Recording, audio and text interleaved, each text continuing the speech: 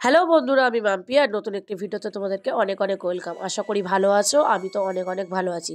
তোমরা এর আগের যে ভিডিওটা আমি পোস্ট করেছিলাম, যারা দেখেছো তারা হয়তো জানবে যে আমি এখন শ্বশুর বাড়িতে আছি। তো সেই জন্য আমি দেখো শ্বশুর বাড়িতে এসে আর এরকম একটা বিয়ে বাড়ি পড়ে গিয়েছে, তো সেই জন্য সবাই মিলে যাচ্ছিলাম বিয়ে বাড়ি। তো বিয়ে বাড়ি যেতে যেতে তাকে এরকম রাত হয়ে গিয়েছে। আর তারপর আমি বাইরেটায় এসে দেখছিলাম, আর ওই দিকে দেখতে পাচ্ছি ওইটা আমার ননদ আর যা। তো ওরা ওখানে গল্প করছে আর আমি এখানে একটু ঘোরাঘুরি করছিলাম। তারপর চলে এসেছি ফুচকার কাছে, আর এখানে ফুচকার স্টল দেওয়া দেখেই মাত্র চলে এলাম খাওয়া দাওয়া করতে।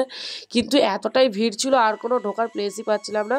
অনেক কষ্ট করার পর একটুখানি প্লেস পেলাম। তো এখানে আমার ছেলে যা অত্যাচার করছে, ও খাবে।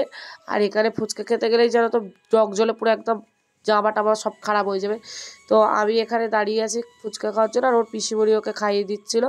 তারপর যদি একটা হাতে এমনিতেই ফুচকা সবার প্রিয়, আর যদি পাওয়া যায় ফ্রিতে ফুচকা তাহলে কেউ কে সরতে চায় বলো? সেই ব্যাপারটাই এখানে হয়েছে। আমি এখানে কফি খেতে চলে এসেছি। তো এই ঠান্ডার মধ্যে বেশ কফি জিনিসটা ভালো। তো কফি খাচ্ছিলাম আমি আর আমার ছেলে এখানে বসে বসে। আর আমার ছেলে যেন তো খুবই দুষ্টু, কারোর কাছেই থাকছে না। তারপর আমি সোজা চলে গিয়েছিলাম খাবার দাবার খেতে।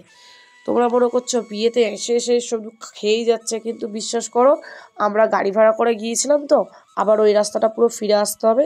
তো সেই কারণের জন্য আর তাড়াহুড়ো করে চলে এসেছে। আর এখানে দেখতে পাচ্ছ যে কলা পাতার থালা, মানে শাল পাতার উপরে কলা পাতা, এরকম আমি ফার্স্ট টাইম খাচ্ছি। কোনোদিনও এরকমভাবে খাইনি এই কলা পাতাতে। তো দেখো প্রথমে স্যালাড, লেবু, আর এখানে রাধাপল্লবী, চানা মটর সব কিছুই চলে এসছে। আর রাধাপল্লবীর সাথে চানা মটরটাই ভালো যায়, তো সেটাই খাচ্ছিলাম এখানে।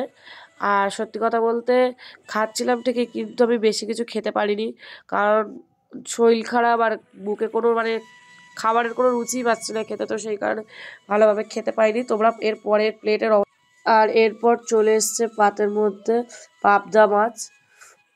তো পাবদা মাছটা খাচ্ছিলাম খেতে খেতে। তারপর দেখো ভাত ডাল নিয়েছি, কিন্তু কিছু খেতে পারিনি। তোমরা আমার প্লেটের অবস্থাটা তো দেখতেই পাচ্ছ। আর আর এরপর চলে এসছে মাটন কষা। আমার পাতে দিতে যাচ্ছিলো, তো আমি মাটন কষা খাই না, তো সেই জন্য না করে দিলাম।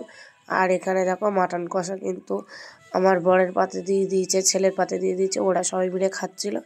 আর তারপর আমি প্লেটটাকে ভালো করে সরিয়ে নিয়ে দেখছি দেখো চাটনি, পাঁপড়। তো খাওয়া দাওয়া শেষ করে বাড়ি চলে এসছে, আর বাড়ি আসতে প্রায় 1টা বেজে গিয়েছিল। আর দেখা হবে পরের একটা ভিডিওতে। চলো টাটা, ভালো লাগলে